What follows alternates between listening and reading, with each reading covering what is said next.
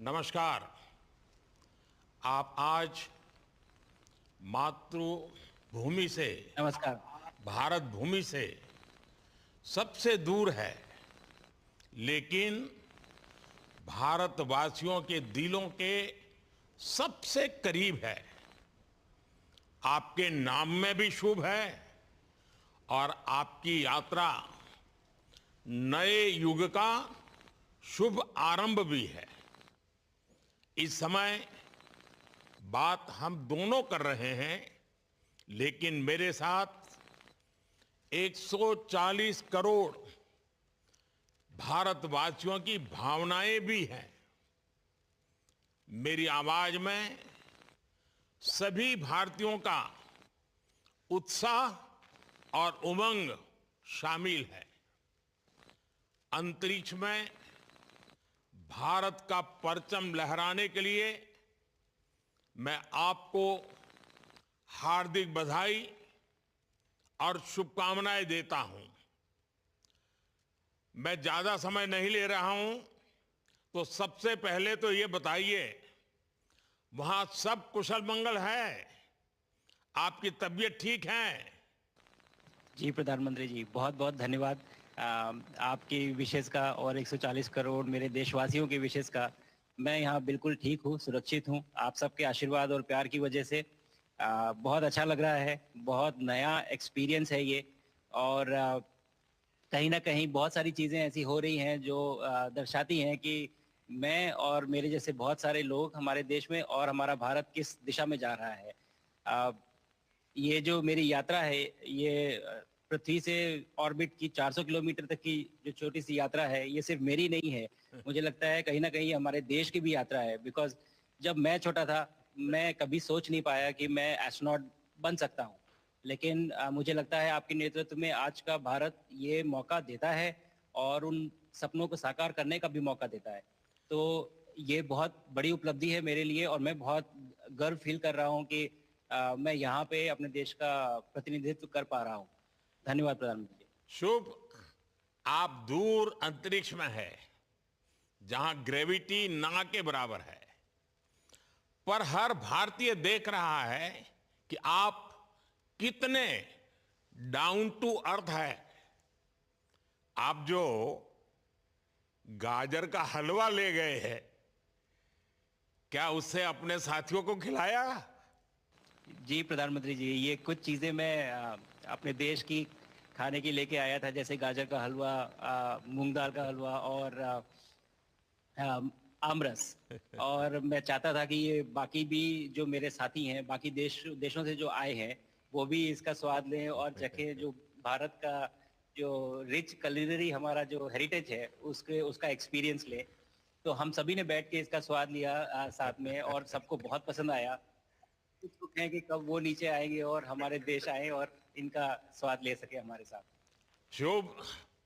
परिक्रमा करना भारत की सदियों पुरानी परंपरा है।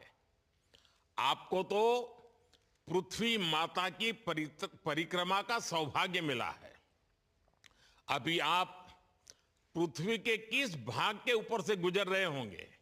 जी प्रधानमंत्री जी, इस समय तो मेरे पास ये इंफॉर्मेशन उपलब्ध नहीं है, लेकिन थोड़ी देर पहले मैं खिड़की से, विंडो से बाहर देख रहा था, तो हम लोग हवाई के ऊपर से गुजर रहे थे। अच्छा। और हम दिन में 16 बार परिक्रमा करते हैं, 16 सूर्योदय और 16 संन्यास, सनराइज और सनसेट हम देखते हैं ऑर्बिट से।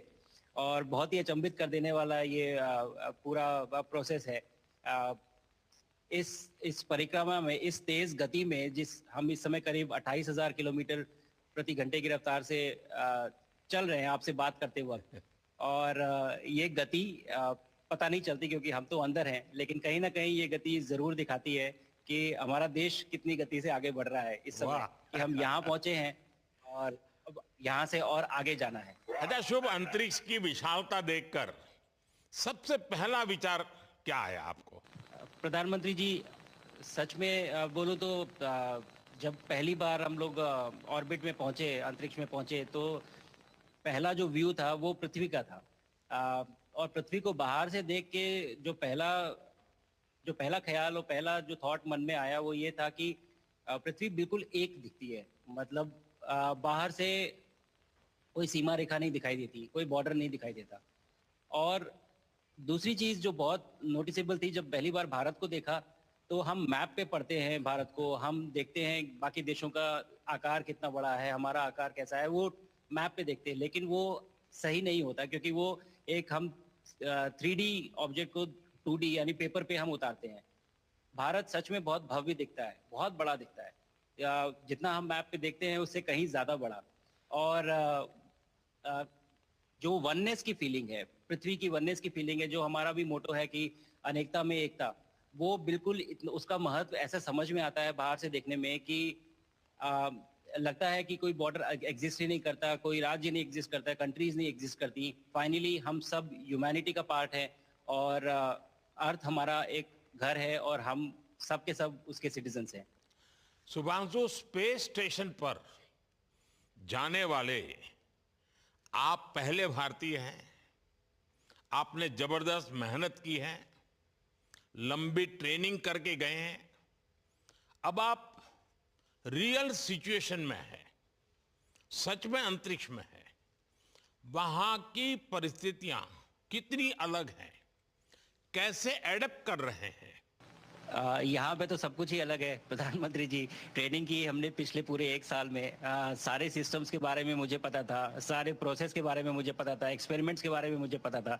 लेकिन यहाँ आते ही सडनली सब चेंज हो गया। बिकॉज हमारे शरीर को ग्रेविटी में रहने की इतनी आदत हो जाती है कि हर एक चीज उससे डिसाइड होती है। पर यहाँ आने के बाद चूंकि ग्रेविटी माइक्रो ग्रेविटी है, एब्सेंट है, तो छोटी छोटी चीजें भी बहुत मुश्किल हो जाती हैं। अभी आपसे बात करते वक्त मैंने अपने पैरों को बांध रखा है, नहीं तो मैं ऊपर चला जाऊंगा। और माइक को भी जैसे छोटी छोटी चीजें हैं, अगर इसको छोड़ भी दूं तो भी ये ऐसे फ्लोट करता रहता है। पानी पीना, पैदल चलना, सोना। सोना बहुत बड़ा चैलेंज है। आप छत पे सो सकते हैं, आप दीवारों पे सो सकते हैं, आप जमीन पे सो सकते हैं। तो पता सब कुछ होता है प्रधानमंत्री जी, ट्रेनिंग अच्छी है, लेकिन वातावरण चेंज होता है तो थोड़ा सा यूज टू होने में 1-2 दिन लगते हैं, बट फिर ठीक हो शुभ, जाता है, फिर भारत नॉर्मल की हो जाता है। ताकत साइंस और स्पिरिचुअलिटी दोनों है। आप अंतरिक्ष यात्रा पर हैं, लेकिन भारत की यात्रा भी चल रही होगी। भीतर में भारत दौड़ता होगा। क्या उस माहौल में मेडिटेशन और माइंडफुलनेस का लाभ भी मिलता है क्या? अ, जी प्रधानमंत्री जी, मैं बिल्कुल सहमत हूँ। मैं कहीं ना कहीं ये मानता हूँ कि भारत ऑलरेडी दौड़ रहा है, और ये मिशन तो केवल एक पहली सीढ़ी है उस एक बड़ी दौड़ का। और हम जरूर आगे पहुंच रहे हैं, और अंतरिक्ष में हमारे खुद के स्टेशन भी होंगे और बहुत सारे लोग पहुंचेंगे। और माइंडफुलनेस का भी बहुत फर्क पड़ता है। अ, बहुत सारी सिचुएशंस ऐसी होती हैं नॉर्मल ट्रेनिंग के दौरान भी, या फिर लॉन्च के दौरान भी, जो बहुत स्ट्रेसफुल होती हैं। और माइंडफुलनेस से आप अपने आप को उन सिचुएशंस में शांत रख पाते हैं, और काम अपने आप को काम रखते हैं, अपने आप को शांत रखते हैं, तो आप अच्छे डिसीजन ले पाते हैं। कहते हैं कि दौड़ते हुए भोजन कोई भी नहीं कर सकता, तो जितना आप शांत रहेंगे उतना ही अच्छे से आप डिसीजन ले पाएंगे। तो आई थिंक माइंडफुलनेस का बहुत इंपॉर्टेंट रोल होता है इन चीज़ों में। तो दोनों चीज़ें अगर साथ में एक प्रैक्टिस की जाएं, तो ऐसे एक चैलेंजिंग एनवायरनमेंट में या चैलेंजिंग वातावरण में मुझे लगता है ये बहुत ही यूजफुल होंगी, और बहुत जल्दी लोगों को अडेप्ट करने में मदद करेंगी। आप अंतरिक्ष में कई एक्सपेरिमेंट कर रहे हैं। क्या कोई ऐसा एक्सपेरिमेंट है जो आने वाले समय में एग्रीकल्चर या हेल्थ सेक्टर को फायदा पहुंचाएगा? जी प्रधानमंत्री जी, मैं बहुत गर्व से कह सकता हूं कि पहली बार भारतीय वैज्ञानिकों ने 7 यूनिक एक्सपेरिमेंट्स डिज़ाइन किए, जो कि मैं अपने साथ स्टेशन पे लेके आया हूं। और पहला एक्सपेरिमेंट जो मैं करने वाला हूं, जो कि आज ही के दिन में शेड्यूल्ड है, वो है स्टेम सेल्स के ऊपर। सो अंतरिक्ष में आने से क्या होता है कि ग्रेविटी चूंकि एब्सेंट होती है, तो लोड खत्म हो जाता है, तो मसल लॉस होता है। तो जो मेरा एक्सपेरिमेंट है वो ये देख रहा है कि क्या कोई सप्लीमेंट दे के हम इस मसल लॉस को रोक सकते हैं या फिर डिले कर सकते हैं। इसका डायरेक्ट इम्प्लीकेशन धरती पे भी है कि जिन लोगों का मसल लॉस होता है ओल्ड एज की वजह से, तो उनके ऊपर ये सप्लीमेंट्स यूज किए जा सकते हैं। तो मुझे लगता है कि ये डेफिनेटली वहाँ यूज़ हो सकता है। साथ ही साथ जो दूसरा एक्सपेरिमेंट है वो माइक्रो एल्गी की ग्रोथ के ऊपर। ये माइक्रो एल्गी बहुत छोटे होते हैं लेकिन बहुत न्यूट्रिशियस होते हैं। तो अगर हम इनकी ग्रोथ देख सकते हैं यहाँ पे और ऐसा प्रोसेस इजाद करें कि ये ज़्यादा तादाद में हम इन्हें उगा सकें और न्यूट्रिशन हम प्रोवाइड कर सकें, तो कहीं न कहीं ये फूड सिक्योरिटी के लिए भी बहुत काम आएगा धरती के ऊपर। सबसे बड़ा एडवांटेज जो है स्पेस का वो ये है कि ये जो प्रोसेस है यहाँ पे बहुत जल्दी होते हैं। तो हमें महीनों तक या सालों तक वेट करने की